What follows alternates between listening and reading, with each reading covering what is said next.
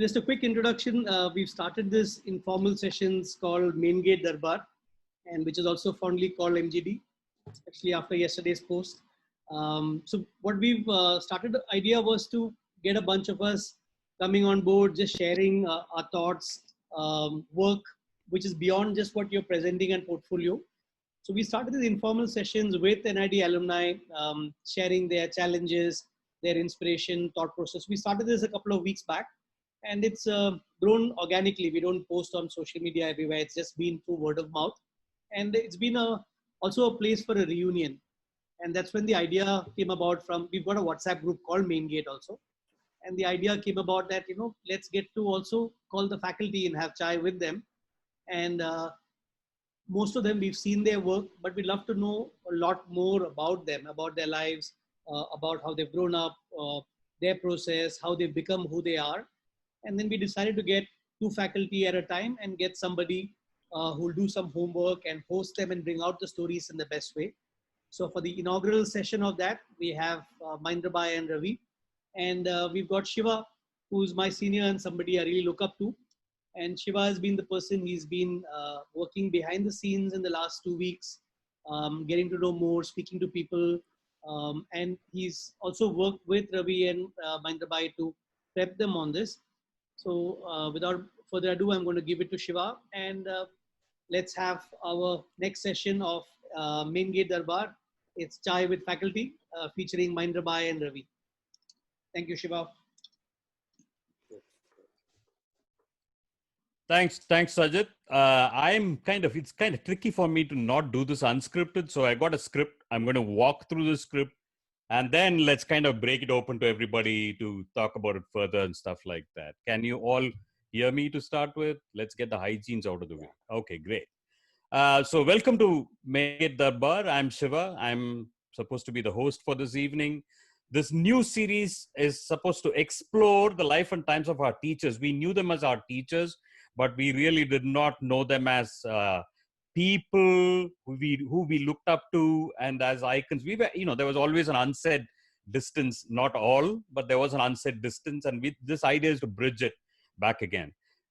They have been an influence on us right through our living days at work and at life. Having said that, we can informally grill them here if we want to do it. The idea is that too.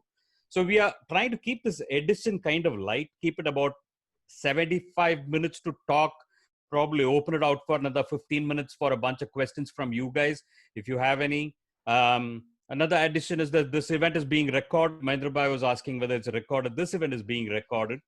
And people who could not attend can watch this later. The links will be passed around. Can we make sure that we are recording this, please? Okay, I can see the record blinking, so it's great. Guests and participants, please mute your mic if it is on. It'll be good to mute your mic. Like if it's not compelling, you can switch off your videos too. You can listen. You can always come back later. That'll be great to do that because we can focus on people who are talking and it'll make it much simpler, I guess. Also, it is good to post questions. Bala's got a job at hand. He's going to kind of look at all the questions that is being posted, and he's going to curate and push up the questions to us later to ask Mahendra Bhai and Ravi. So let us get our Tuesday evening beverage, whatever the poison is, and let's get this started. And today there are two guests. I don't think I should be introducing them. They stalwarts. Most of the folks logging into this evening will know them as our teachers, and we are probably indebted in many ways to know that they have kind of shaped us over time, right? So let's start with Mahendra Bhai. Mahendra Bhai is our teacher, a designer, and an astute educator with a penchant for type design and cartography, or wayfinding design, as he calls it. He taught us letter design and typography, at least me, and he taught many more before me and after me. Letter design and typography at NID. I still follow a whole bunch of design principles that were taught by him and often quote him when I talk to my teams and my students. So there is a lot that I have to ask him about, but I have given him a kind of a quick curtain raiser on what I'm going to ask about, so he knows. But if you guys have something more, please do add, and we can make this interesting. We will move on to Ravi Mokashi Punekar. Ravi consistently has been that loving, always smiling, true guide and mentor, as we know in NID. Constantly, the stuff that I hear from other people when I talk to, I mean, unfortunately, Ravi didn't teach me because I was in visual communication, and it was pretty early. We realized we joined NID the same year, 1986. So I think post that he taught product designers, but everybody I've spoken to has told me that he's the most approachable product design mentor. He nudges you to find the way to the solution and does not supply you his own. And your first one will always get rejected. It doesn't really matter whether it's good, bad, ugly. Your first one, which you go to him, always gets rejected. That's what I hear. Ravi used to focus on elements of design and nuances of understanding form. And right now, he's joining us from IIT Guwahati. He's inside the campus. And I was fortunate to meet him 10 years back. He kind of accidentally visited one of Devika, my wife's mailer, and then we happened to meet each other. I'm going to walk this conversation through three parts, right? Like I just keeping with the entire idea of like bringing things back from the old like main gate darbar and so on. I'm bringing this back, and I'm going to break it into three parts, which is space, which is the open world and how it looked during their childhood. Structure, how did you identify and construct your formative years? And the last one is form, the final form as a practitioner and an educator. What do you think about the new space around you? That's broadly what we're going to touch about today. And I'm going to start straight out with Mahendra Bhai, if he's okay. Is that good, Mahendra Bhai? All set? Mahendra Bhai, you're on mute, please. All right. Mahendra Bhai, you used to say one funny thing. It's about a sparrow. Like chakli chakli pani pi be paisani baraf kha. I don't know whether I'm saying it right. Yeah, It'll be nice to hear it from you and hear the story. And you said it's from your childhood at some point. And you also should tell us the context in which you told me this, you know, like when the artwork was drying. Yeah, that was the early day where we used to draw letters on the mount board. If you remember that little white mount board. Right. And mount board has certain color. And we are very sensitive towards form and space. So when you draw black and put white on it, white looks like a Johnson tape. And it disturbs to see black. So we require to give a white coat on mount board. But when we give a white coat on mount board, it starts melting with black color. So we used to add a little fevicol to it. But it doesn't dry. And we have to wait for 10, 15 minutes before it dries to start working, and we don't have patience. So I used to ask my students to wave that board and sing chakli chakli pani pi. It means take away the water moisture from my board, and to add from my side, I say be paisano baraf kha. Baraf means in those days it was a trick to have that grated snow ice with little syrup on it. Goli. So have a pleasure of working. Basically, work with a pleasure. That was the idea behind it. Well, you asked me how I got into design or what was my earlier. No, I was saying that how does it connect to your childhood? I remember you saying that it is from your childhood. Yeah. So we had this chakli chakli ghare aao, be dana chokha na lao, ton dana dalna lao, and khichdi banao. Yeah. So to tell children that how to cook, we use this story to tell little girls that sparrow comes, brings some rice grains and brings some. So I used to grow with those little stories from my parents to people around there. And where was this, Mahendra Bhai? Oh, it was in Narsanda, which is around 40 kilometers away from Ahmedabad. I don't know whether anybody went to Vartal or Nadiad. Nadiad, yes. Yeah, Nadiad, it is lots of people have 2 been. kilometers away from Nadiad. That's my little village. Actually, my grandfather was a farmer. And if I tell you my early story, he has a farmer's house with cow dung floor and one bamboo stick as a furniture in the house, where all of us would put our clothes over the bamboo stick. And two little, what you call, little box. One box was having his tobacco and chalam or hookah. And the other box had a little dress my father might have sent me, which is police dress. Yeah, he was very proud of me. So my father used to stay in Ahmedabad and I used to study in village. There's another story. I was born in Ahmedabad and I spent first to fourth standard in Ahmedabad, but I was not keeping well. I used to fall on the street. Now I realize because my mother and father were staying separate. You know, migration. Right. All young people goes to city. 4 or 5 of them stay in one little room and do the business. And one of their wife would come and cook for all 4 of them. So my wife would have chance to come to Ahmedabad maybe 2 months or 3 months a year. But for my good education, I used to stay with my father in a city. But psychologically, I would be suffering. So the doctor said, बच्चे को गांव की हवा खिलाओ, हवा पानी खिलाओ, तो अच्छा होगा. So normally people go from village to city to learn. I was exception. From city, I was sent to village to do my 5th to 11th standard.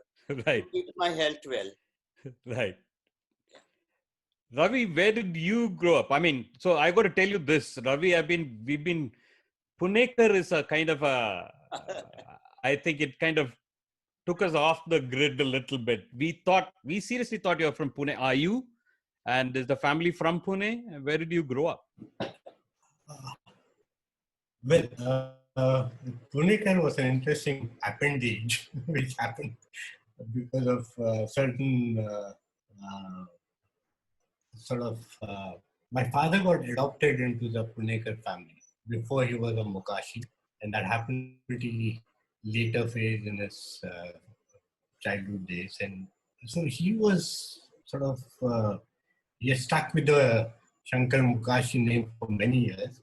Then later on, he felt there were some legal issues to be tackled and all that. So then he started using Punekar. And once he started using the children, we obviously had to get that going. We're not from Pune.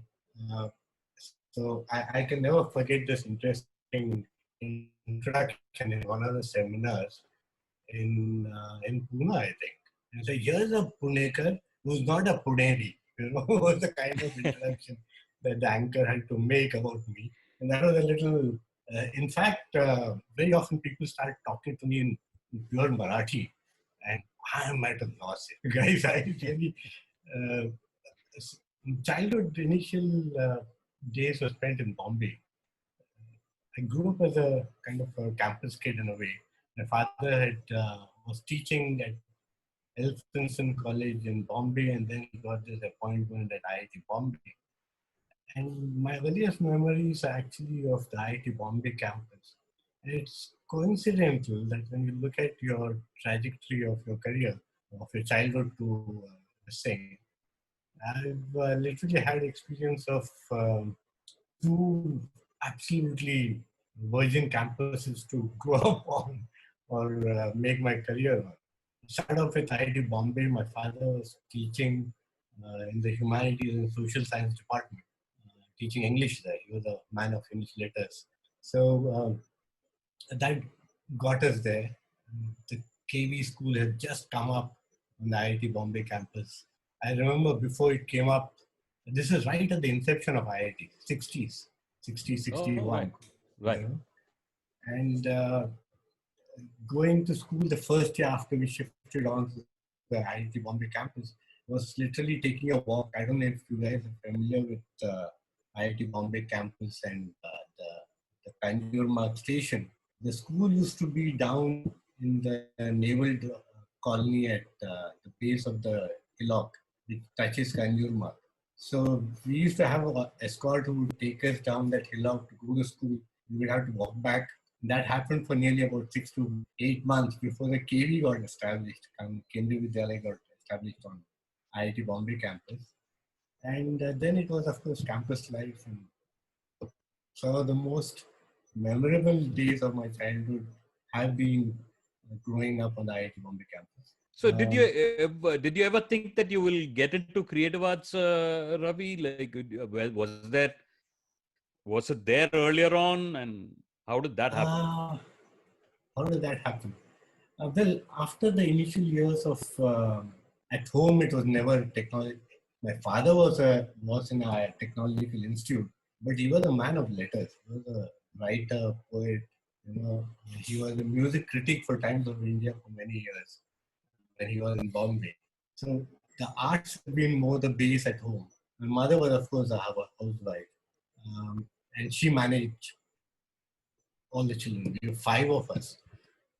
And I was the 4th among the 5, 3 brothers and 2 sisters. So always the Kutti Ravi at home in some way. Right. So what was it's interesting. What was the mother tongue? What did you speak at home? It was Kannada. Kannada. Okay, right. Yeah. So I remember Ravi is such a common name in the southern part of India. So on the IIT Bombay campus, there's so many Ravis. There's a Ravi Raman, Ravi Mallikarjun, and then I was Ravi Mokashi. So these 2 guys are Tamilian. And so I was always the Ravi, Kutti Ravi, among the 3 of us. They say the 3 rats of a thing. And I was a Kutti Ravi in that. Mahendra Bhai, when did you know that you were going into the creative arts, Mahendra Bhai? Was there any instance where you said, okay, this is what I'm doing? You're on mute, Mahendra Bhai. You've got to unmute yourself.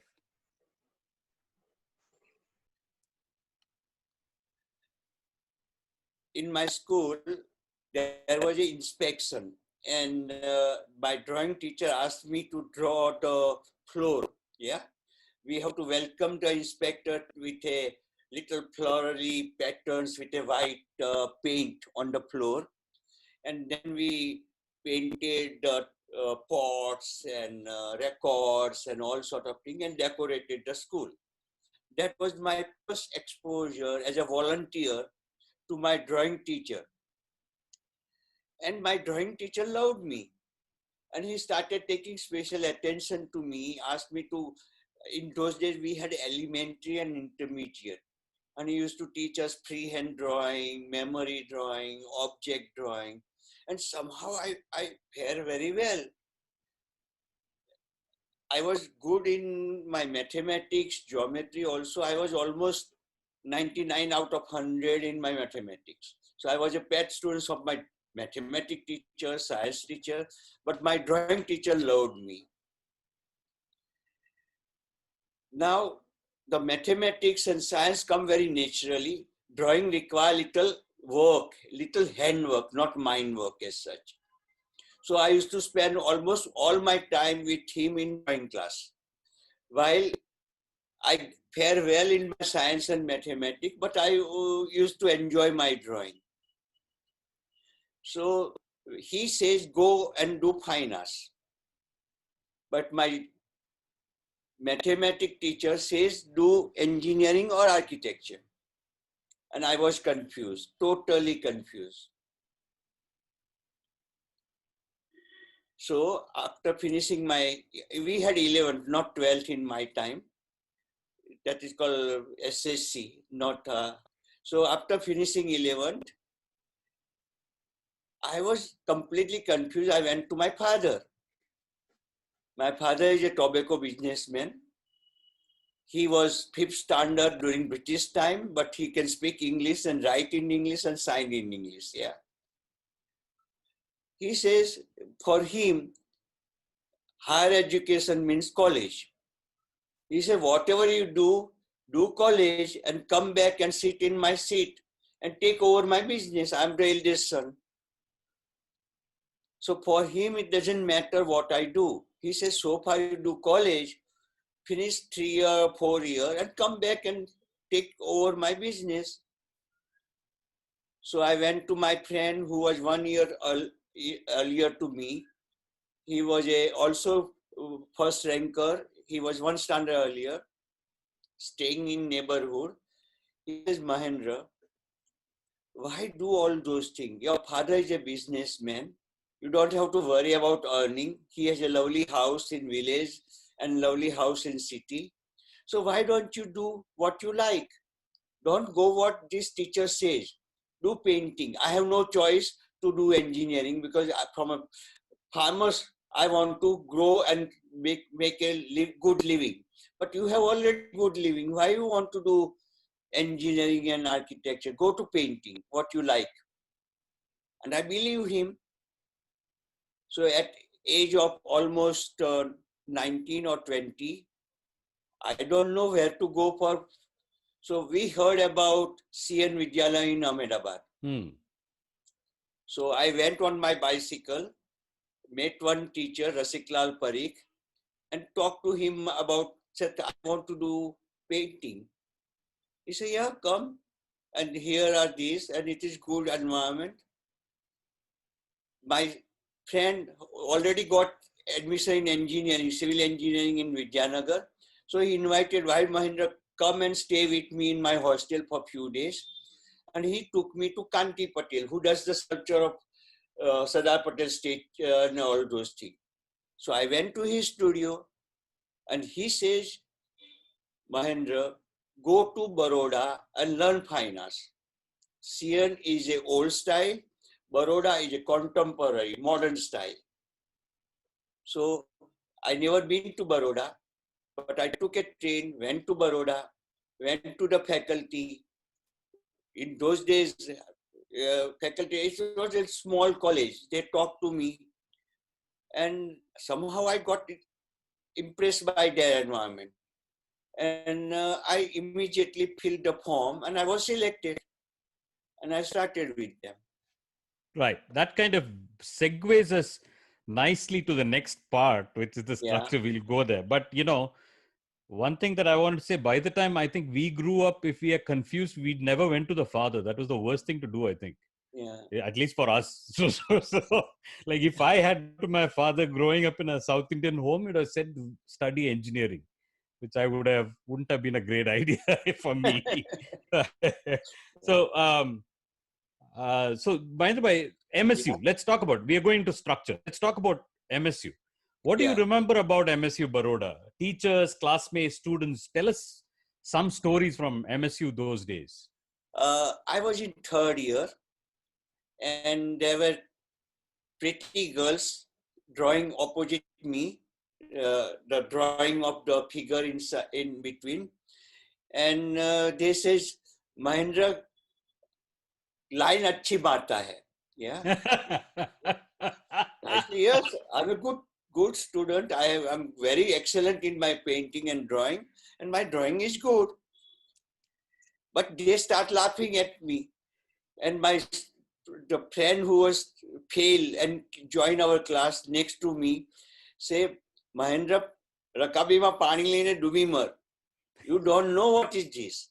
They are joking on you. Then say, come outside. I'll tell you what is it. So he took me outside like NID gate. He took me outside on a railing. First time I sat on a railing outside the college and say, sit here. And he told, look at those girls coming and going around. This is lining. Then I said, and he said, Mahendra, you want to be a painter? And you don't know really what is life. You know what is drawing, what is painting, what is paint and all, but you have no idea about what is life. He was failed student with me. So I said, what is it? He said, come with me. So he took me to the footpath, asked me to bring the matrix. Both of us slept on a footpath at night and say, now experience how these tribal people come and stay on a footpath. That is the life painters should know. He became my teacher. I got excited. So we started going on our bicycle to railway station, market together.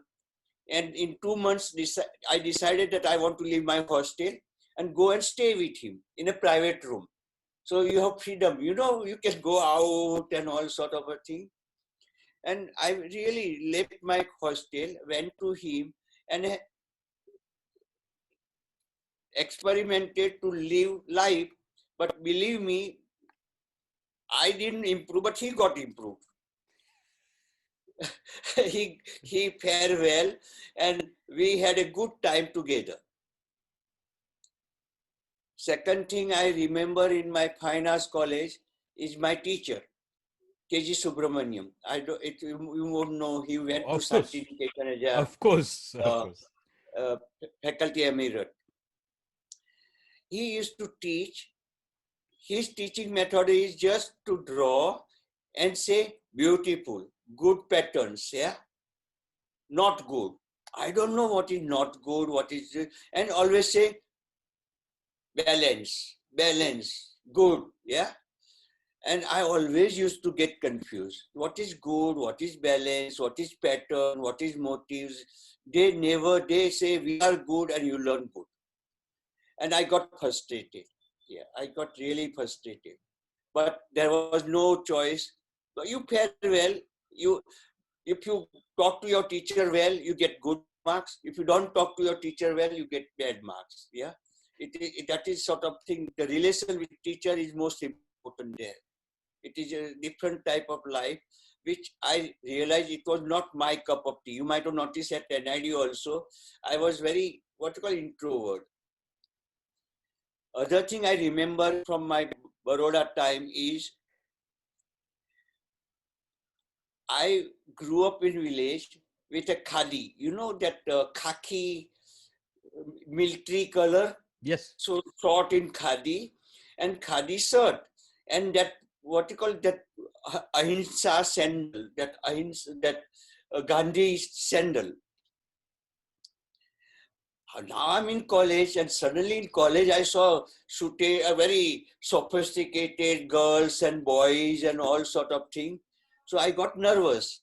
So I went to my father in city, in Ahmedabad, and say, I want to have good dresses now. In those days, there was nylon and saskin. I don't know, it's like rayon, saskin. Right. So he got me off-white saskin trouser and nylon bush shirts. Yeah, you keep it outside, don't keep in. And I two pair, I went back to my college, and I love to play and go to garden.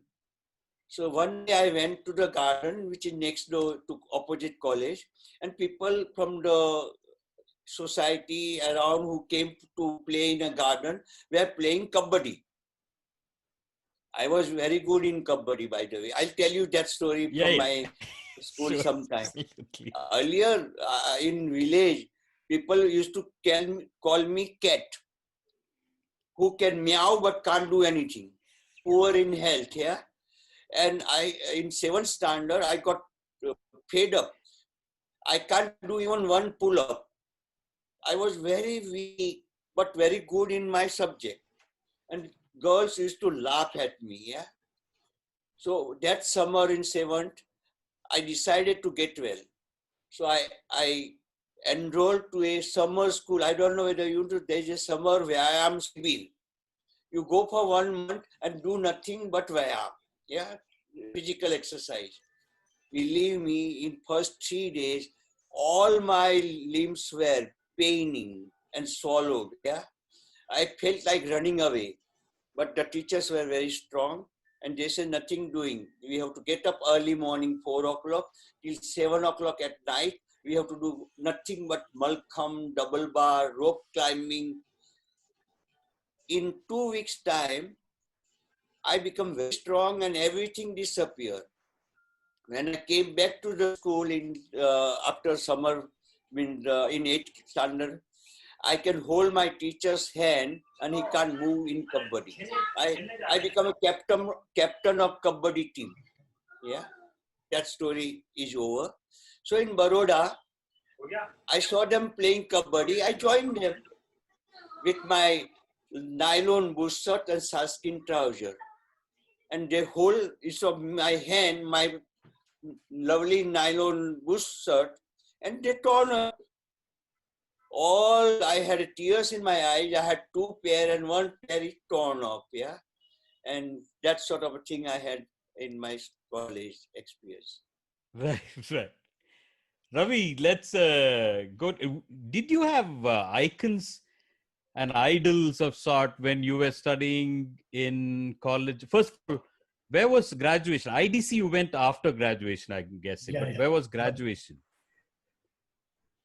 Uh, just to go before graduation a little bit, childhood was quite nomadic in some way. You know? So initial Right. some years in IIT Bombay, and then for a year to Udupi, where my father went as a principal of a college. That's I remember that. Udupi, you said? Udupi, yes, yes, Oh, yes. okay. Right. In Karnataka. Yeah, It's yeah. a college, Purna Prajna college there, and he was invited to be the principal.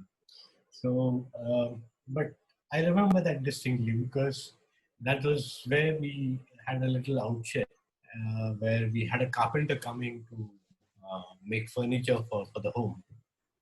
And he would get his son to help him doing Randa Markte work. You know?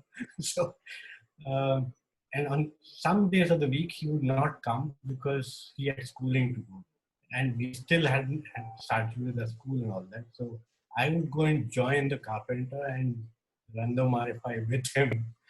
Uh, but this thing of something to do with sports, something to do with games was always of interest. When as kids we would go to the IIT Gymkhana, during those days we had a thing called the Pagal Gymkhana Day at IIT Bombay, where the IIT students used to play that, but they would never give a chance to school kids. And since the facilities were there, we would immediately after school, we were running straight to the Gymkhana for table tennis and things like that. And I can never forget how these IT kids would make us wait as bachas, not telling us when the game is over, when they would give us 5 minutes to play with them. On some occasion, if the partner has not come, then they would say, "Okay, come and play." But that kept the interest in sports alive. A lot of self-learning there without too much of any coaching and things like that. And then, of course, after Udupi, we come back to Bombay and then we shift to Dharwad. Dharwad is my hometown, actually. A lovely small little town in North Karnataka. You have IIT Dharwad now. But a university town, my father joins a Karnataka university there. That experience was by which time I had already come to my 10th, 11th standard. And after that, having done fairly well in the 10th standard, this thing, you get admission for engineering college. But those days of Dharwad give a very different kind of an exposure.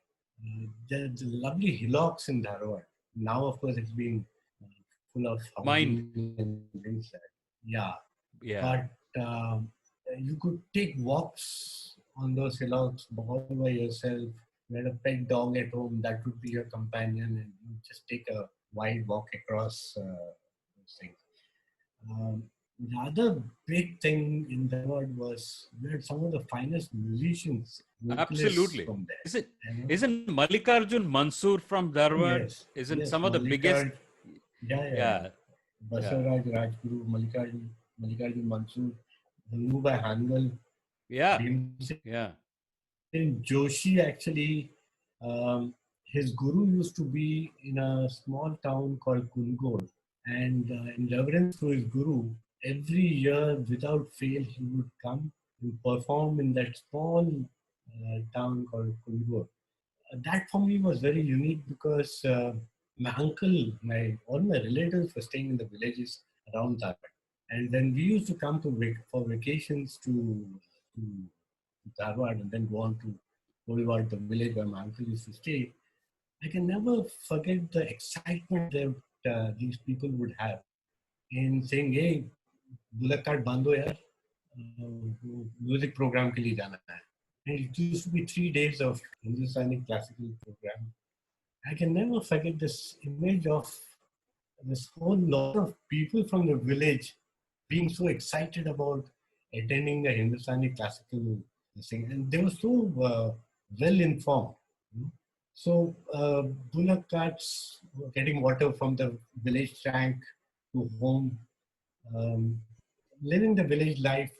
Today, when I reflect back on that, I think some of the finest mud architecture houses that I've seen were there at Navalgund and Kulwad and things like that. The bylanes of those villages are so etched out in my memory. I feel that life of experiencing village life for us coming from Bombay for a vacation and experiencing that sense of community, sense of warmth, sense of simplicity of life is something which was very, very impressionable during school days. And then, of course, this thing of getting caught in the rat race after schooling. All my friends joined engineering. For at home, it didn't make too much of a difference. Everybody is doing engineering, so you also do engineering. Would have been more keen on medicine, but I just didn't make the percentages there. So I said the next option is engineering, and I got got into that, doing my BE in engineering from BB Bhumeldi College of Engineering in Hubli. So Dharwad, Hubli are neighboring towns. So I used to stay at Dharwad, and the steam engine journeys from Dharwad to Hubli every day by that time I had already graduated in school to cricket, and I used to keep wicket keeping and batting was my strength. That went on also in joining the college cricket team. So we used to have a coach from the railways who would come to coach the college team, and he was so encouraging, Mr. Sitaraman. You know, I can never forget how encouraging he was. Um, 6 o'clock used to be the train in the morning. You would reach there by 6:45 or so. Till 7:38, you're on the fields playing, and then you just have a wash there, and then from 9:15 classes begin. You go to class, and without any doubt, you would be straining yourself to keep awake after that tiring cricket session in the morning. Right. Yeah. It was fun. It was fun. But it was a lot of commute every day to and forth between Hubli, Dharwad. The train, steam engines were still there. There used to be the thing called the turntable. So the local trains which would come from Hubli to Dharwad would have to go to the turntable. And then the staff there would always look for a few help hands. And the kids used to be very excited about turning the engine table to get it around. And so, and then the keeping of those little coins on the railway track when the engine passes over it. And flattening it. Yeah, flattening it. So those are the kind of pastimes that we used to have. But sports was something that was always interesting for me. Cool. I did pick up a little bit of sitar for a year and a half before the engineering thing started. And that got me a little away from music, but it stayed in a different way of keeping my interest in Hindustani music, actually being a keen listener. And that passion still is with me. I live with it. So Mahendra Bhai, let's come back quickly to Mahendra Bhai. I cannot imagine you having any kind of a vice or picking a fight with somebody or being a bad student, Mahendra Bhai. Has it ever happened? Have you ever picked a fight with somebody, or have you had a vice? Have you had any kind of a vice ever? I was punished once in my lifetime by my mathematical teacher when I was in, I think, 8th standard or 9th standard. When my teacher was, in school, your teacher asks answers and everybody has to answer. But only person who points answers you. So he was asking person before me, and I was answering myself, and he saw me answering myself, so he came and punished me. So he asked my hand to open, and he put that ruler and detailed my hand. And I said, sir, there's no fault of mine. I was just reciting the answer what you were asking. He said, no, you were prompting him. And that's what once happened. Otherwise, luckily I was a spoiled student. I never had punishment. Vices, I don't know. I never took cup of tea even till I came to NID. My whole family never took tea. Yeah. So that way I am overprotected child. Yeah. Right. Or spoiled Yeah. child, you can say. Right. So let's talk about NID. It's a good way to kind of enter into NID. Talk to us about the first few years, like especially Armin Hoffman. He's turned 100. You said, Mahendra Bhai. June he turns 100, and he was one of your first teachers. Let's talk about those first few days, few Before years. that, let me tell you, NID was an accident in my life. Yeah, I never thought of coming to NID.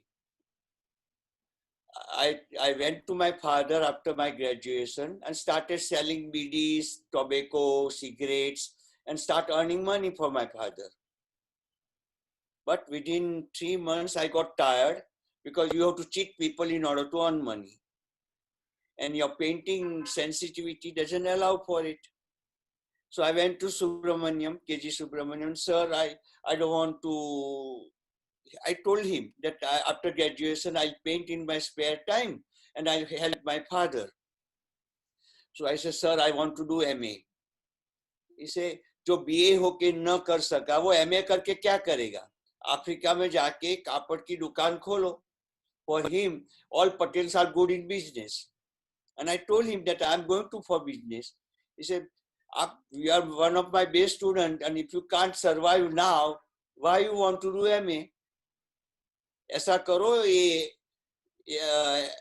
Museum में एक young lady है, she is searching for young people, go and meet her. So he took a little paper from his pad, wrote something, and sent me to museum building to meet Gira Sarabhai. And that's how I was not knowing what I'm getting into it. I went with a little cheat and met her. And she asked me all type of question. I say yes, yes, yes, without knowing anything. What design is. Because for me, design is what you call wood cut, lino cut, drawing, painting. That was for me design. Or at the most, I would see slides or paper ad or something what my applied art students were doing. But somehow this, because I did paint degree course in painting, so I have a good English, but little bit communication English. Yeah, I can talk without bothering whether you understand or not. Yeah, so she got impressed that this person can talk. Yeah, and she somehow selected me. And can I tell you a story? First day of NID, whole day I work. In the evening around 6 o'clock, I about to go home. Dasrat Patel called me and say, Patel, divas ke ho gayo? How was your day? I said, sir, good. But there was nothing much to do. Yeah, I was just roaming around. He said, then come back at 8 o'clock. I said, for what? He said, we'll tell you what to do, but come back at 8 o'clock. In those days, I had my father's salesman bicycle, Mangalore BD. Yeah, I went 5 kilometers, grew home, took my dinner, and went back at 8 o'clock. Till 9 o'clock, nobody came. I was waiting in that museum, old building, higher building on the top floor.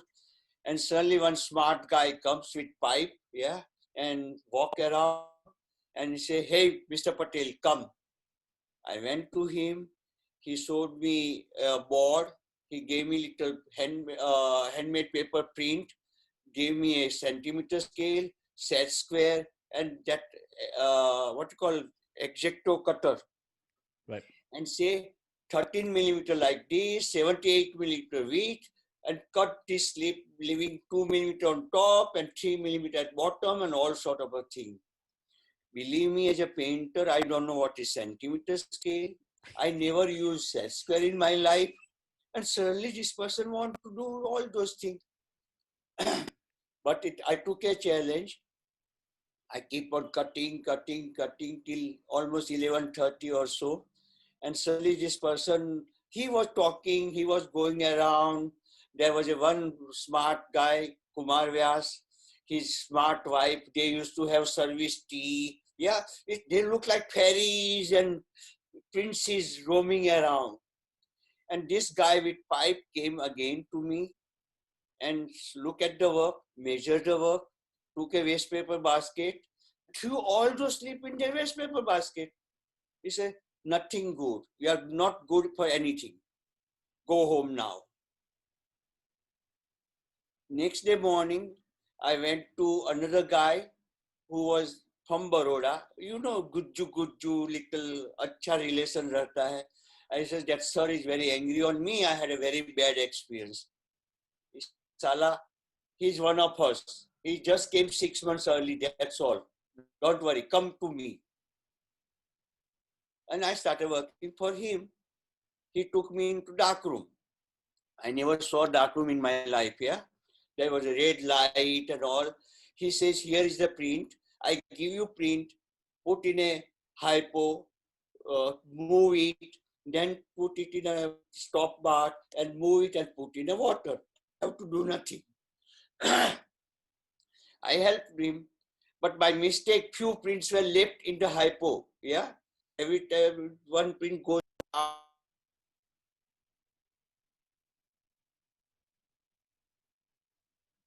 Mahendra Bhai, you gone mute. You gone mute again. Sorry, you gone mute again for some odd reason.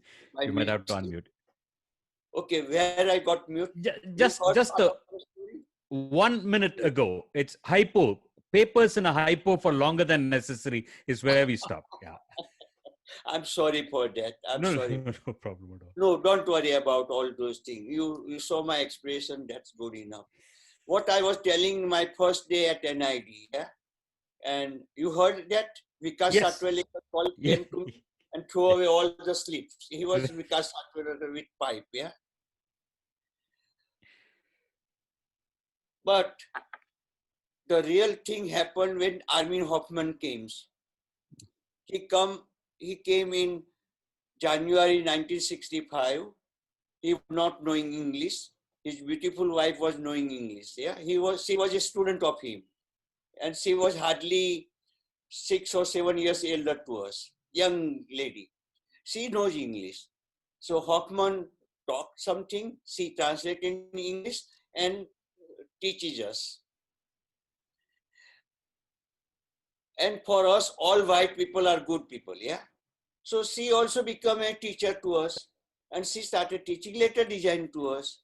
So whatever she learned in Basel school, she did same exercise with us. And for me, whether I do letter design or graphic or print, anything was new. As a painter, so I took a challenge because I don't want to go back to my father's shop. Yeah. And suddenly she liked me and she liked my letter design.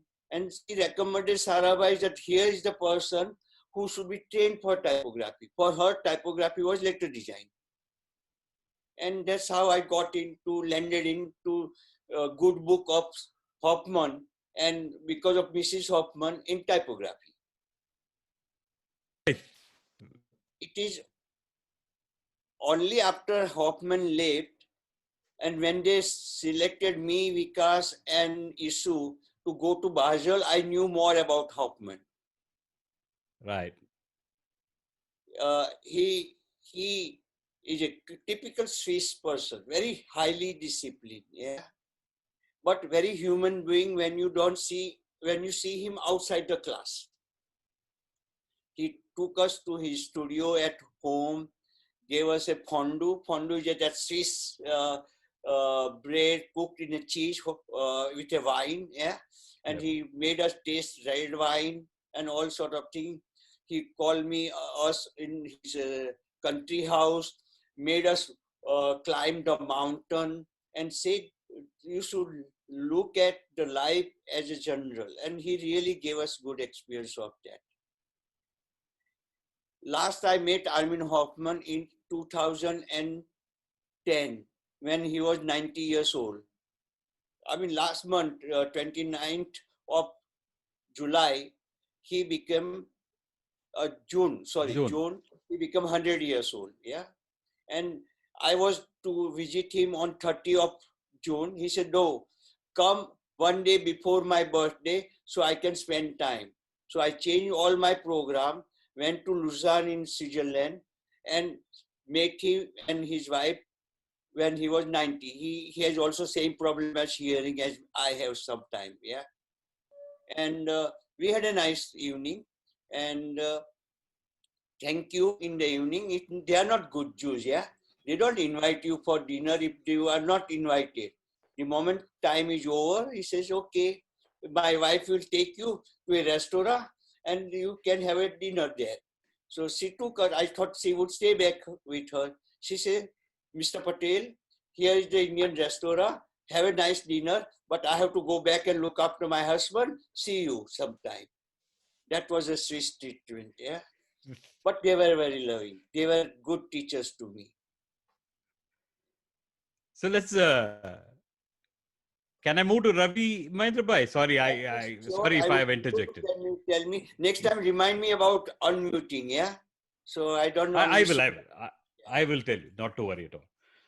So Ravi, let's go back to what you said. So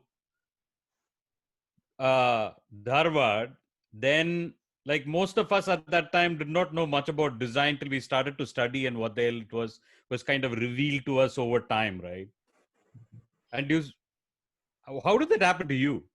Why IDC, or is it just you moved to Powai and you got to explore what it was? It's interesting. I did my engineering, then there's a small company called Eureka Elmaker in Dharwad.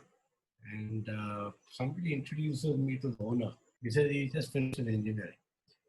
Said, yeah, you come and join us tomorrow. I said, this is surprising. Yeah, somebody's offering you a job the next day after you finished your graduation, and you're so raw, you're so bloody raw, you don't know what is waiting for you at the workplace. But it was a couple of months over there, and then I get this offer from Godrej and Boyce in Bombay, and I said, fine, I'm done with Dharwad. I need to move on. Godrej is a good company, and I get to join them as an engineer trainee at their shop floor in the cupboards division of all the plants. It had to be the cupboards division, which is considered one of the toughest bloody shop floor jobs anybody can imagine.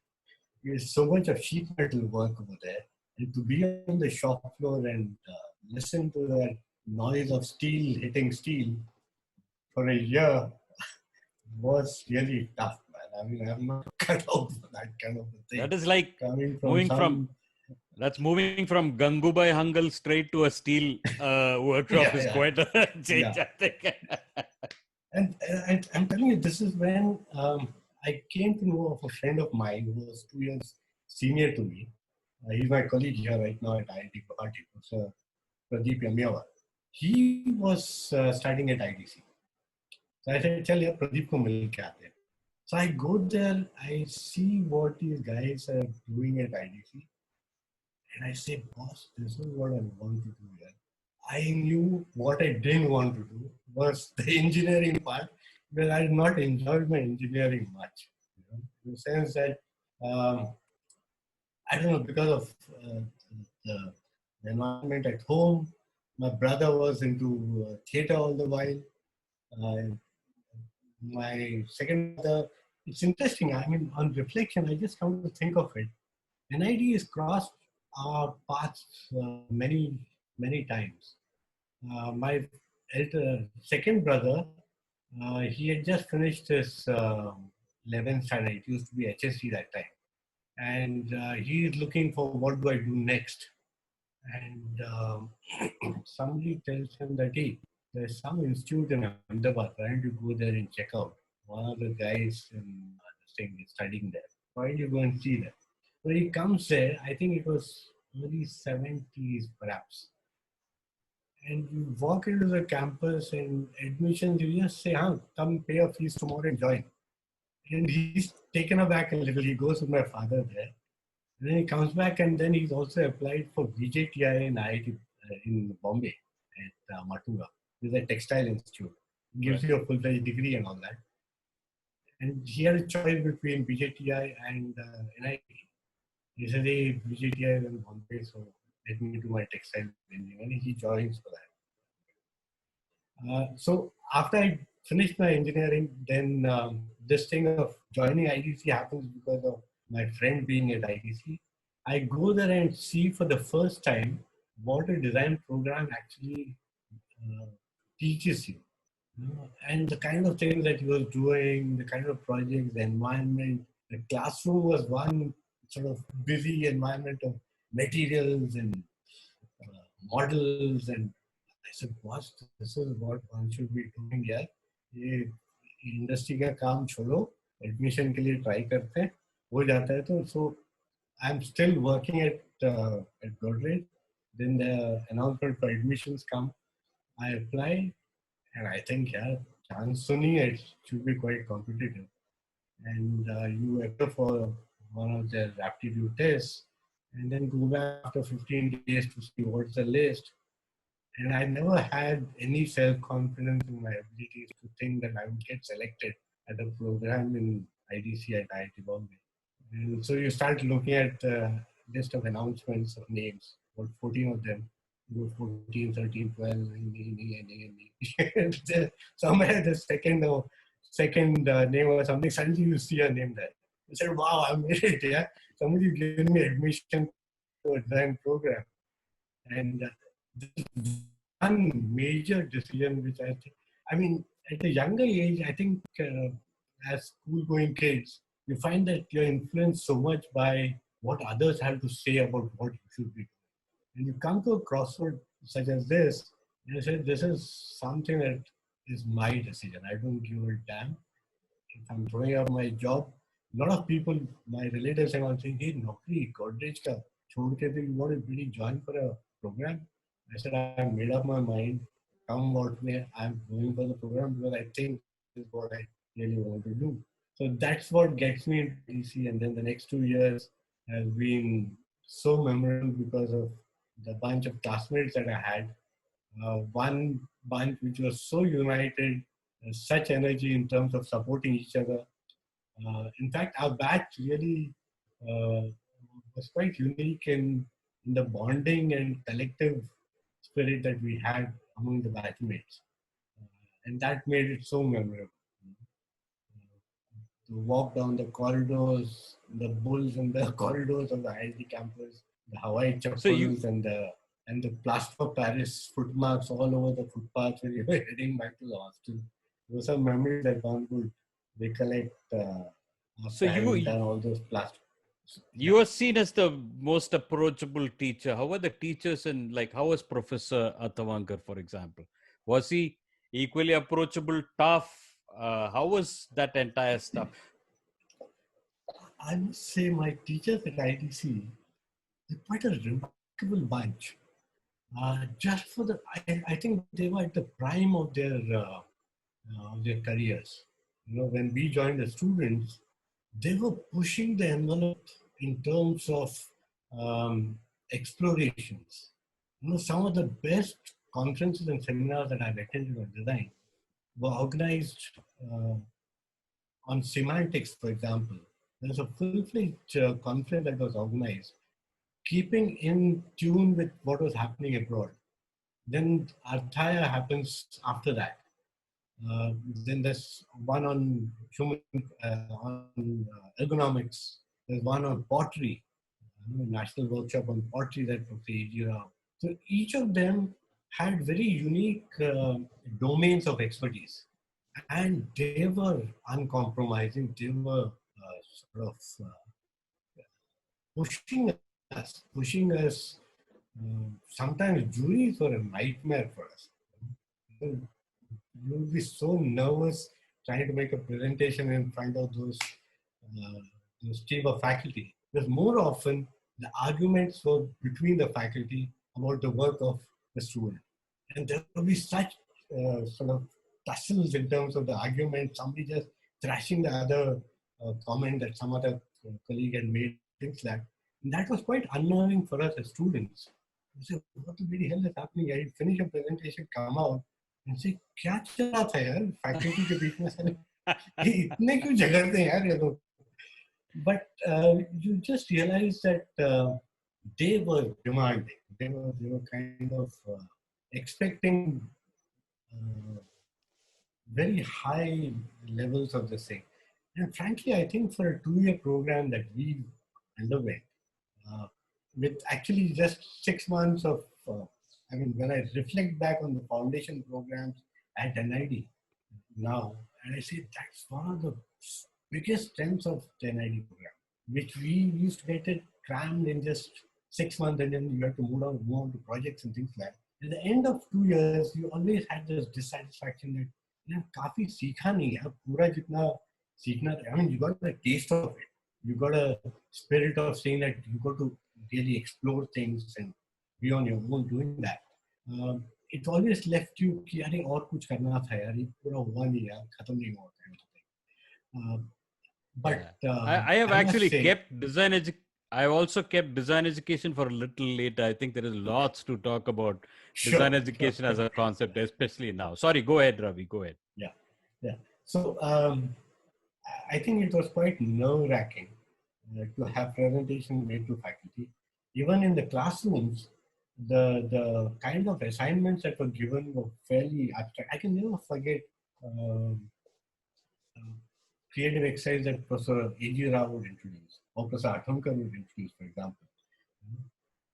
Telling a bunch of us in the classroom to say, here's a letter T. Now, I want you to interpret oldness of T.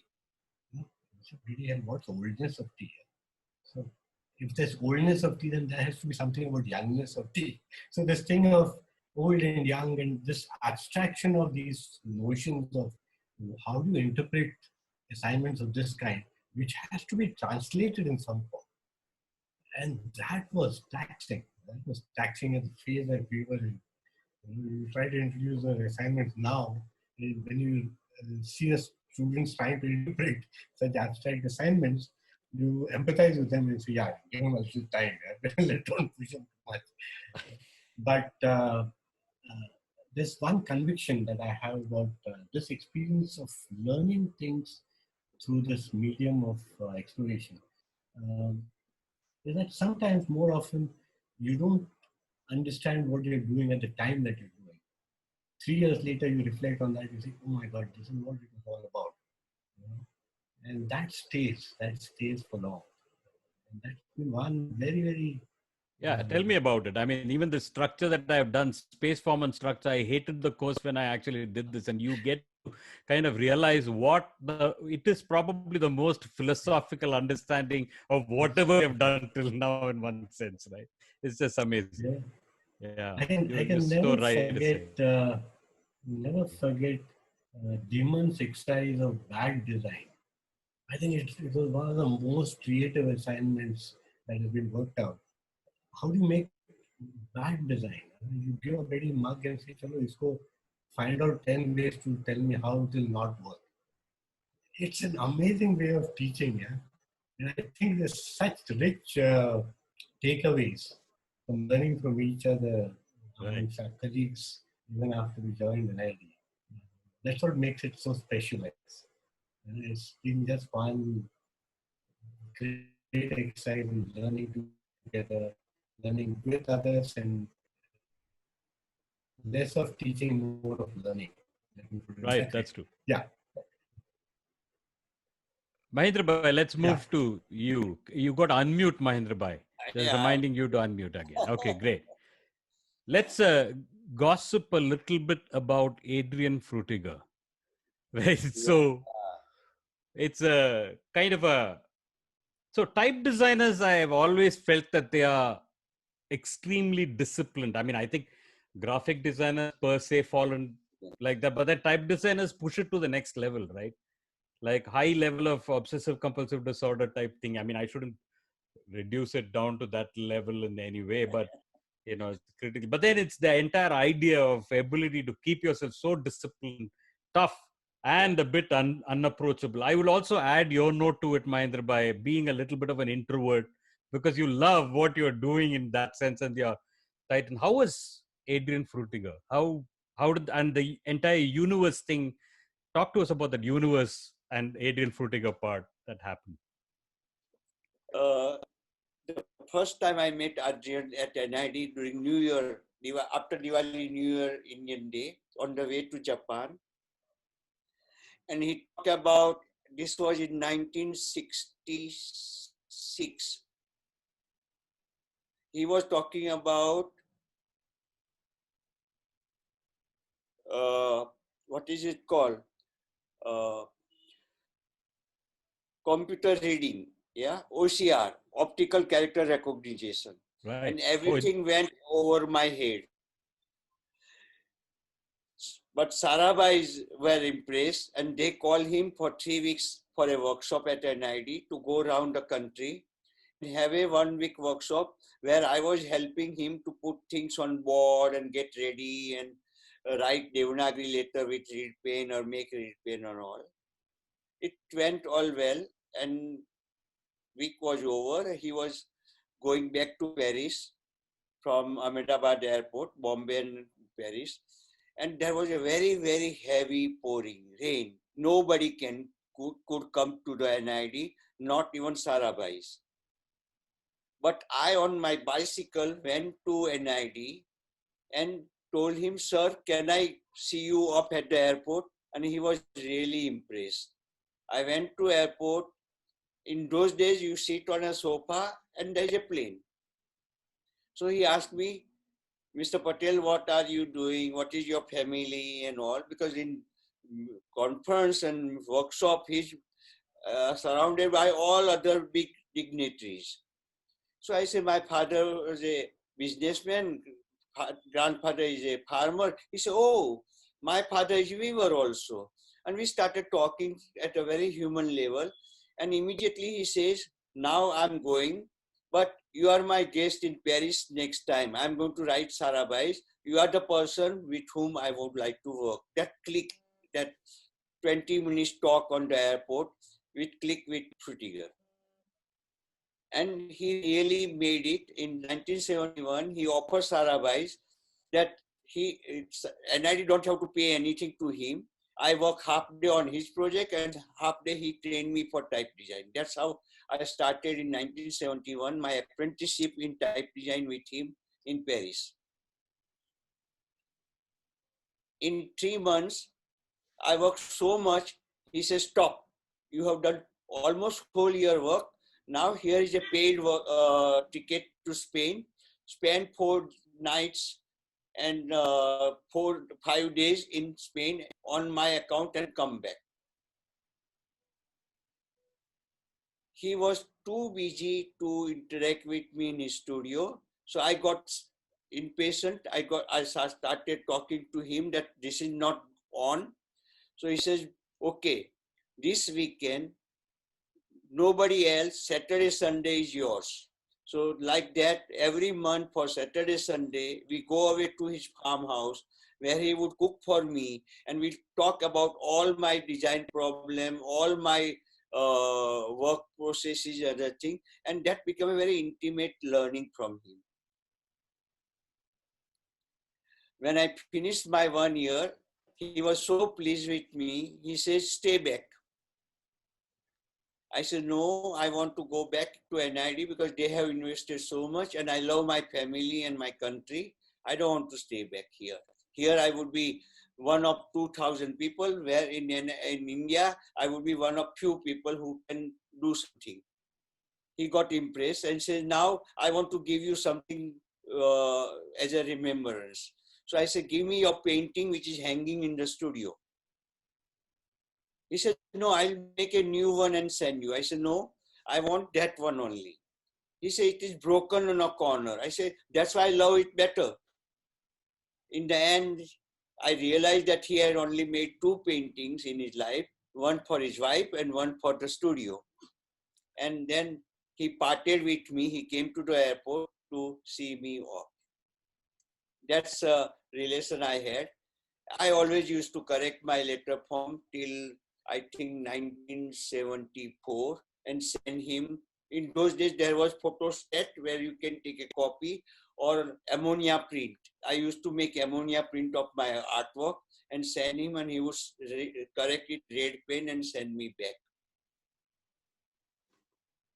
And that became a long time relation with him. Whenever I used to go to Europe or USA, I used to stop in Paris, meet him, have a nice time one day or two, and then come back to country. Last time I met is in 2010 when I received that Gutenberg International Award. I wanted to give tribute to all my teachers, including Hoffman, Frutiger, and other 2 teachers. So I went to him in Bern. He was bedridden. He has a what you call memory problem. He has to be given very heavy medicine in order to recognize people. Luckily, I knew all through another good friend. So I wrote the caretaker in that nursing home, and she put him in a good medical treatment. So I could spend around 2 hours with him. And we had a dinner together. He recognized all early days with me. He met my wife, was roaming around his golden Bengal and said, "Why haven't you wear sari?" She came in Punjabi. So we had a nice time together. I gave him few another gifts. He said, "Mahendra, you have given me enough in that. They are all adorning my house in this." Believe me, he was so handicapped that people came and take away all his artwork. He can't do anything. He was in a senior citizen house, but it was like a 5-star hotel, yeah. But Right. he was well looked after there. So, Mahendra Bhai, let's go to the next part, which Yeah. is form. Actually, we are talking a little bit more NID. Let's lighten the air a little bit too. I want to ask one question, which is actually more of a character of yours. And I've actually done this act when in Damsharaj, when they said, "Guess who this is," and I actually done this act to guess. People guessed that it was you. Yeah. Why do you wear your watch on your waist, Mahendra Bhai? When did you decide to kind of start wearing your watch on your waist? And why? I used to wear the watch with a steel chain, yeah, and it started hurting my hand, and there was little boil. So I wanted to get rid of it. That's why I started wearing watch with a leather belt.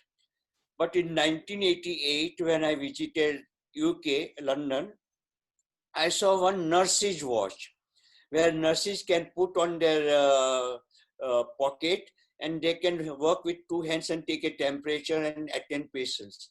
And I was impressed by that watch. So instead of putting on a pocket, I started putting it on my belt. That's how I started wearing that watch. And the latest watch I bought in Canada just 5 years back is this, Nice. specially made for the belt. That's very nice. Yeah. I always wear. It is last 35 years I'm wearing belt watch. Yes. Right. So, Ravi, you actually at some point in time from IDC 86, you moved to NID. At that point of time, there were 2 institutions, design institutions. There was just NID and IDC. That was pretty much it. And there was some serious rivalry. And you're actually going from one to the other. How was it? How was the entire transition? How loving were the NID bunch at that point of time? I got a taste of that a little earlier when I was doing my index. You know, we had organized for the first time a students' meet called Modus. You know, and Oh, I yeah, was I anchoring remember that. Modus, yeah. You remember that? Yeah, And yeah. I remember some of the senior NID guys had come all the way, and we'd organized something on campus there. So that was the first kind of informal exchange as students. And then, of course, coming to NID was after some amount of work at Calculators in Faridabad, Delhi. Right. But Right. the stay in Delhi was one of the most memorable stays for different reasons. Of just experiencing the cultural change that happens in Delhi during winters. The kind of performances, music programs, and all that. And all the more exciting since you just married. So you had I had my wife with me to experience Delhi. We'd gone for the first time. Um, so then the offer from NID came my way to join as faculty. And it was actually 85, I think I joined, not 86. Okay. Right. Not mistaken. It must have been a year earlier. Yeah, so it was interesting because between the two schools, uh, let's face it, there is a kind of a cultural change a bit, you know. Um, though there's a sense of informality at IDC, it's slightly more structured and more formal because the time durations are short, interactions are more rigorous. But at NID, I think it was kind of opening up of, like I say, it's like a university of design, yeah. And to experience all these wonderful disciplines, to be able to look over your shoulder into other disciplines, textiles, apparel. I just think the ambience that you create there is what really ideally should be for a design school. So, um, to tell you, jumping 15 years ahead, when I came to IIT Guwahati, shifting from NID, and first bunch of kids started addressing me as sir and all that. It took me a year to adjust to that. It was so comfortable with the informal first name exchanges that one had at NID, and that still is the most preferred mode of exchange that I'm most comfortable with. So some of the students now may not feel as comfortable, but I was absolutely, I feel more at home um, in that kind of informal exchange between between with my students. So So yeah, you're saying something. we are going into this the entire education and design education as a thing, right? I mean, I got question for both of you. I would love to know what's happening to design education from like this entire thing of then and now is what we are talking about. So what's changed? How did your teaching change with new technology, Ravi? Has it changed at all? Uh, yes, it has. One has had to adapt. Um, you've gone from shifted away from the material to to more the design thinking part of things. How do you really set new directions for design conceptualization? I think that is the rigor that one is more focused on. I think there's a generational change for which technology part is expected, is demanded. Kids out there are smart. They come with already prior knowledge of and more awareness of what design is and what they also expect out of it. And one of the things that really sometimes disturbs me is perhaps they're too focused. A sense of explorations and freedom of just learning to make mistakes and learning from that. That spirit is perhaps tempered down a little. What So it used to be earlier. yeah. So is So that do you think it's an ability to kind of embrace abstraction? Like people, the students now are not absolutely, ready to kind. I think Yeah. it would be foolish if we don't. I think the challenge is more with educators today than the students. Students are more open to, they're already expecting that. It is a lot of demand on the teachers to change their ways of embracing technology, exploiting technology for its creative possibilities. This is something that offers immense possibilities and it must be explored. Not that as you grow older, perhaps you're a little late in picking up the technology at the same pace, but that should not deter you because you have younger colleagues who are more familiar, and you can together sort of set things to explore in the classrooms. And I don't know, I find it very exciting to work, to continue to work with colleagues and with students. So it's always the spirit of partnership that I see in these joint ventures of classroom explorations. You're hardly teaching these days. I think you're learning more than you're teaching, in the sense that new ways, new minds, um, new thought processes, creative outputs that come out, which never fails surprising. That's amazing. I mean, I'll tell you, after a long time, I actually this time, on the invitation of Ashish and Bala and others, attended the Pune Design Festival.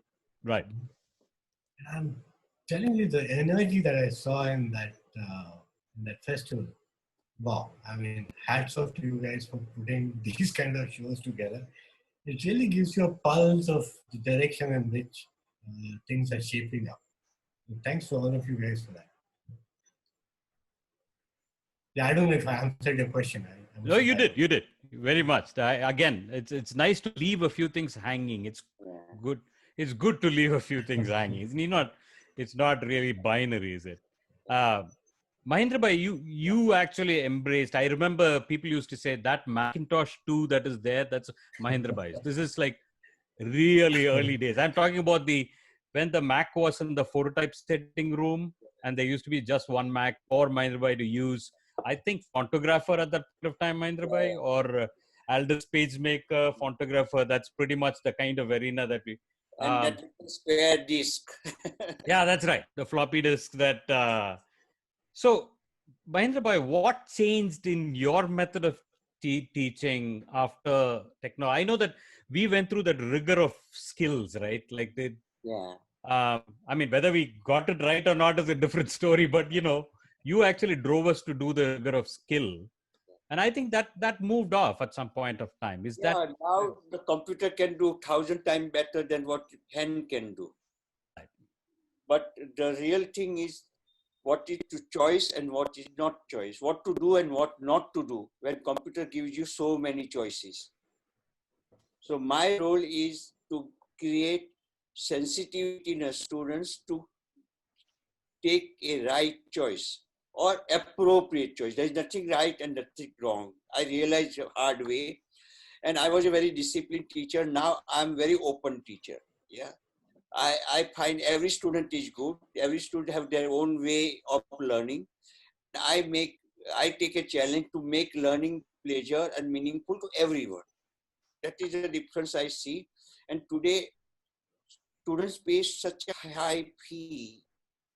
So they have a keen learning appetite. Only the problem is they don't get enough food. Enough challenges. Learning should not be a burden. Learning should be a pleasure. So all my courses now is not skill, but skill to choose, right to choose appropriate selections. And what is right? When I was a student, my teacher says, follow this. Now I have to take meaning what is good, why it is good and all. Today, there are many criteria which students has to consider, including technology, user experience. There are so many axes on students have to take a call. So one has to talk about selecting appropriate thing by students. No doubt there are basic principles which has not changed over the time, because perception, the way mind perceive remains same. It has changed little bit, not so much. So the basic principle of visual language, visual perception, visual order is very critical. And that's what I focus, but in a my way, I'm not against computer at all. I use computer for teaching. And I make students to learn faster and appropriate and in depth using computer. computer is a aid, but how we use computer is most important. That is what for example, grade on computer, very few people know there are 7 different type of grade and you can challenge grades. Yeah. And grade doesn't make you rigid. Grade frees. Sorry, Mahendra Bhai, again, you've gone on mute. The last few seconds, just 30 seconds. Sorry. Uh, okay. So I say it is to build sensitivity and enable students to choose appropriate thing on computer. That is what I'm on at the moment. What about numbers, Mahendra Bhai? Like I saw one of Vikas's speech recently, and he was talking about like design education going factory mode, right? And he feels really, you can see that he feels bad in that video, right? Like that. He talks about the number of people. I mean, we were 20. I mean, somebody will correct. We were 20 odd students when we were your students. Probably, really about eight, Yeah. 7 or 8 in your class, right? But that's not the case now. It's 120 Oh. students in foundation. So how do you deal with that? How? There are 200 odd students, 250 students, 80 students, 70 students class. Right. So That's why how I'm does very that proud. work? And it is teacher's job to reach each and every student. Though I may not know students by name as I used to know earlier, but I know students by their work and students by their experiences.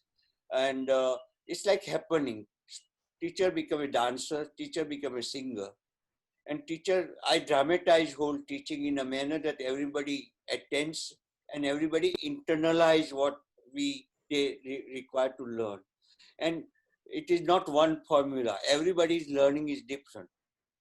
So, and every time I make students to have a satisfaction of creating their own learning.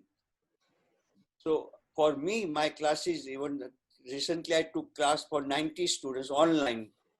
I divided into 30, 30, 30 and attended each and every one online. So it requires a, what you call, good management of timing and other thing. There's discipline and there's self-discipline. Earlier, I was very disciplined. I imposed discipline on students. Now I believe that I create self-discipline within students. More than self-discipline, pleasure to discipline oneself, not a burden as a learner. I hope I... Oh, absolutely, you did. Absolutely, you answered the question. I think that's something that all of us want to hear. Um, because one of the things that troubles us, Ravi, this question I'm coming to you too with the same question, that how do you deal with these numbers? How do you deal with stuff that you have? Like for me, it's a question of accountability at educators' end, which is what Mahendra Bhai said. I think if what actually I shouldn't be talking. Ravi, you go ahead and tell your point of view. Um,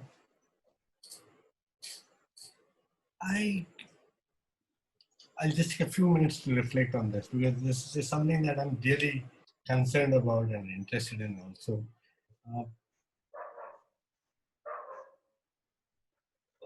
For the kind of diversity and richness we have in our culture, I wouldn't have wanted to be in any other country but in India to sort of enjoy this diversity.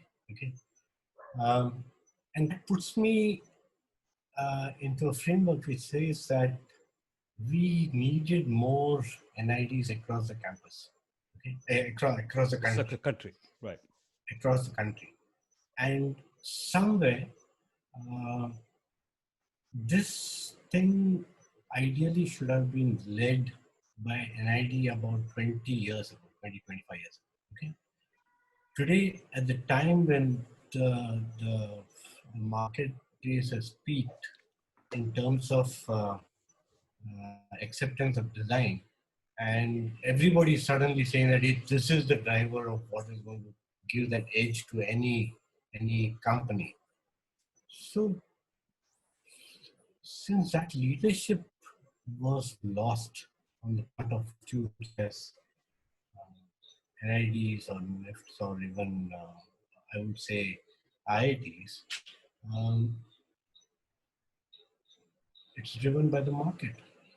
And that's disturbing because the, the equivalence of managing the human resource would have that mindset of delivery of creative education. That is the biggest challenge that you're facing. And that's why this disturbance of having shops, design shops, which have come up. The numbers are driving the economics of even running schools of that kind.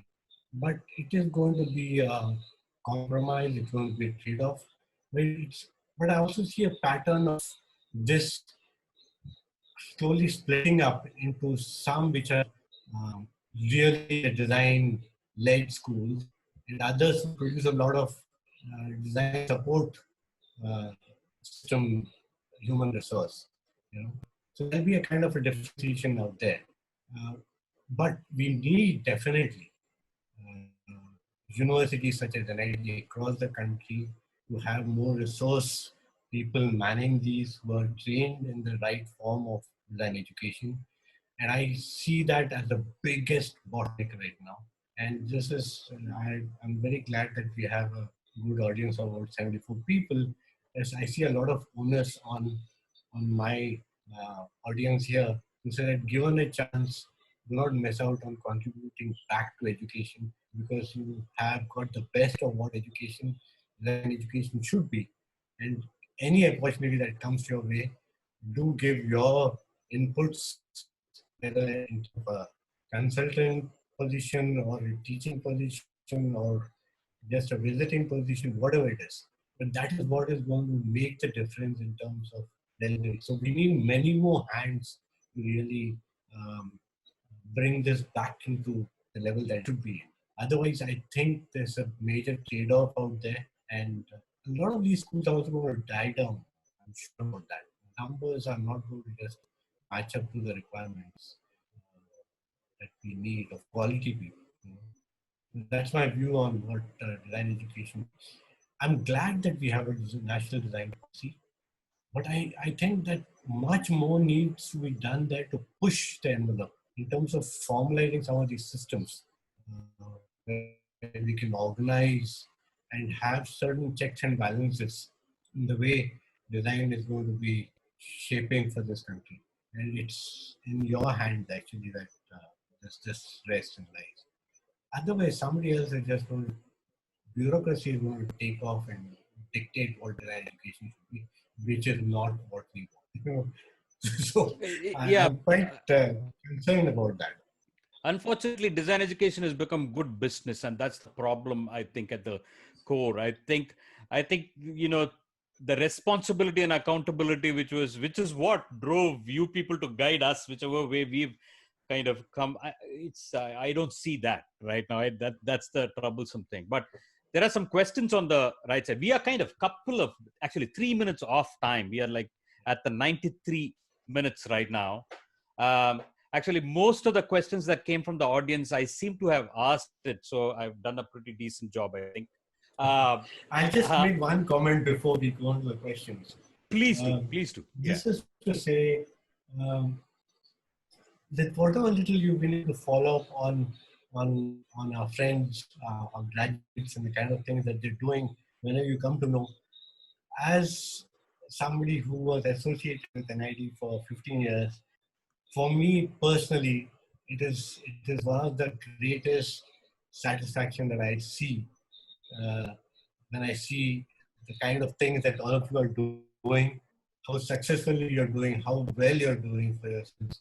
It gives me immense pleasure, immense satisfaction to just see this wonderful bunch of names that I can say, "Yeah, he was a student at NIT. I recognize his face and things like that." It's been just wonderful to keep tab even after so many years. It just feels too close to the heart to sense the sense of satisfaction of how well the profession has grown, how safe it's in the hands of some of our practicing professionals, like people like you.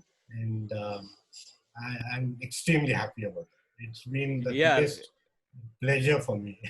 But Ravi, like what Rahman said on the academy stage, he said Tamil, I'm going to say it in Tamil and probably change it. He said, Ella Pugarum Revanike, which means all praise is for the Lord, right? That the way I would say it is all praise is for the captains. It's like the captains, my captain, oh captain, my captain. That it's you guys who made us do whatever we have done till now.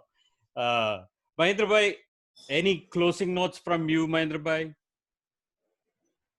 Well,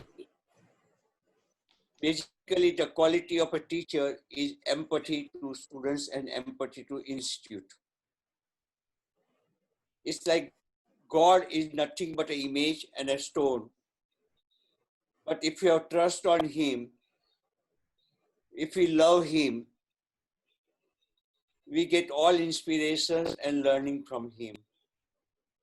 The teacher's role is to have empathy and create that sort of a aura of trust and respect and love between students and teacher. I realize that that is the best part of this noble profession. Design is a common sense, I always tell, yeah.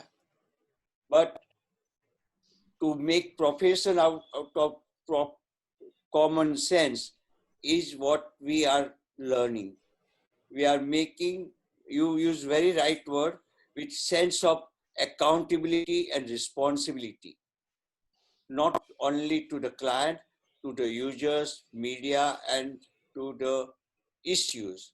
That is what design is. And I really thank you to bring out some, what you call, inner line feelings among the student, all of you young graduates. And you are the future of the country. Yeah. Thank you. On behalf of everybody, thanks a ton for this session, Mahendra Bhai and Ravi. I think we are kind of run late. I think we are holding you up from dinner. Absolutely brilliant. Thanks a ton. And I will hand over to Bala. Thank you, guys. I will hand over to Bala and Sajid. Sajid, do you want to close this stuff and say what we can expect in MGD in further days? Sure, just before I pass it to Bala for the closing, this thing, one, Shiva, I love the background work and the way you hosted it. It worked as a really good catalyst. I think, you see the comments on the side, you should read through. There's a lovely warm glow just hearing about Mahendra Bhai and Ravi's stories, going back to the childhood and uncovering aspects which we didn't know at all. And that's what the vision for this session with faculty, exactly that. We know them as educators, we only interacted with them from that. But the way Shiva asked the questions and held the whole discussion, there was a lot of layers which you managed to peel away, and it just made us respect them even more. And like what Shiva said, we're all who we are is because of the educators which we've had. And on that note, for the next faculty session, we have Aditi Ranjan and Neena Sabnani.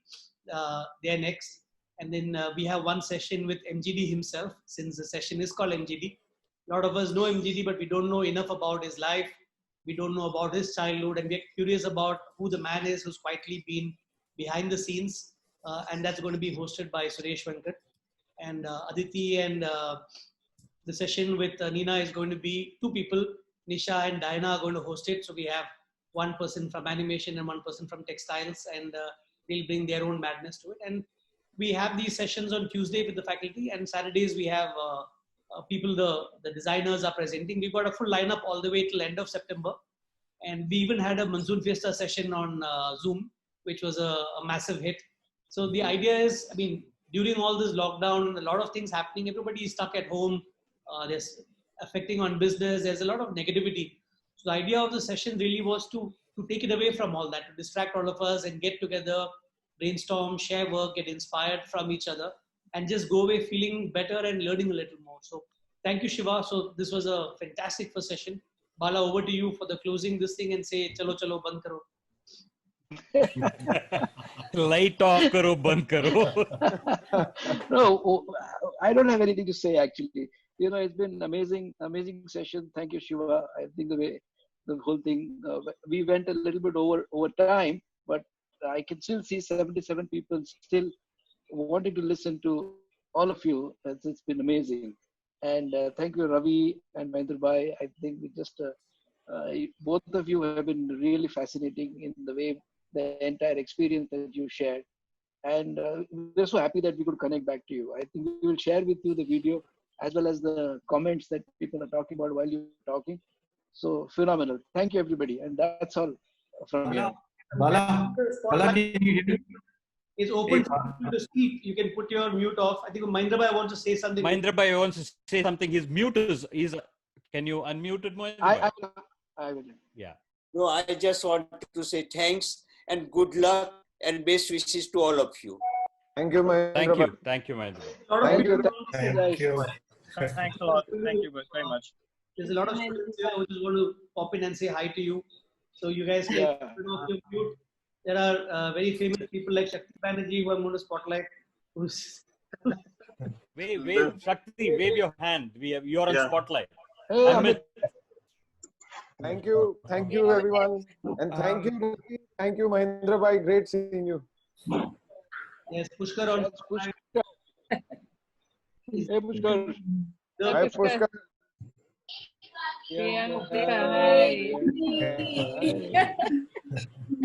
Some of you have your videos off. Malika. Hello. How are you? Randomly. Thanks so much. Ekta. That's Ekta. And there's Mr. Ajmera himself. Hey, just quickly want to say, Ravi and MGD, I'm not sure if any of us will ever be able to thank you enough and tell you how grateful we are for everything you've done for us. Well said. So, Absolutely. Well said, Ajmera. I don't think we'll ever be able to say it enough, but we want you to know this. Yeah. Thank Thank you. Thank you. Thank you, Ravi. Great to see you again. Thank Thank you, you, Mahendra Bhai. Brilliant. Very brilliant. Super. Thank you. Malvika, say hello. Hi. I'm getting dinner ready for my dad, but I could not leave. It's very Hey, nice to see you, Satish. Mahendra Bhai. Hi, Satish. Satish. What happened to your hand? Right. Hey, I, Una.